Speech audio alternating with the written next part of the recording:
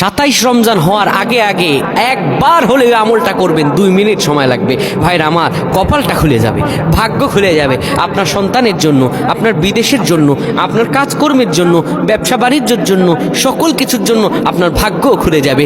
আল্লাহর কসম করে বলছি, এই আমলটা যুবকেরা তোমরা পেলে শেয়ার করে দিবা। আমল না করেও সব পাবা, শুধু তোমার একটি শেয়ারে তোমার আমল হয়ে যাবে, তুমি আমল না করেও সব পাবা। ভাইরা আমার, 27 রমজানের আগে আল্লাহর কসম করে বলছি, এই আমলটা ছাড়বেন না। এই আমলটা আপনারা সকলেই করবেন, এই আমলটা সকলের কাছে পৌঁছায় দেবেন, নিজে জানবেন এবং অন্যকে জানাবেন।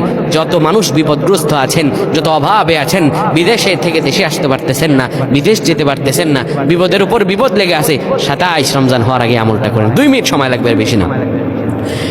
যখন ঈশার নামাজ আপনি পড়বেন, ঈশার নামাজের পরে ওযু করে নেবেন, সুন্দরভাবে পবিত্র পরিচ্ছন্ন হয়ে বিছানাটা ঝাড়ু দিবেন।